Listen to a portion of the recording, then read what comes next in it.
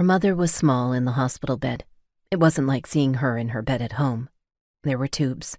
A drain was in her head, and Hayden couldn't stop herself from checking everything, eyes restlessly moving over the machines and the pulse oximeter readings, watching the rise and fall of her chest. They'd sedated her for now to stop her tugging on the various plastic things coming out from her body. Once upon a time, her mother had been funny and stubborn, strong. She'd liked old black and white films. She'd cry in romantic movies and used to throw a couch cushion at Sophia and Hayden if they laughed at her.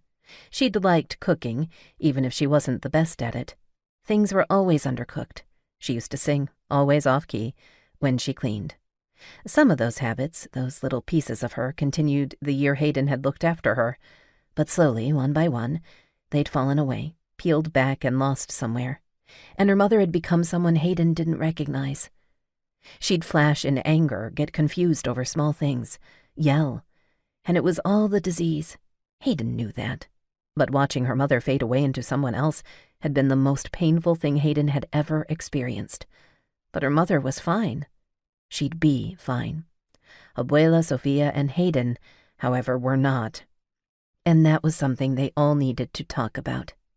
In the cafeteria of the hospital, they sat with coffee that was as thick and stale as the one in the hospital in New York. Abuela put in 3 sugars and still made a twisted face when she took a sip.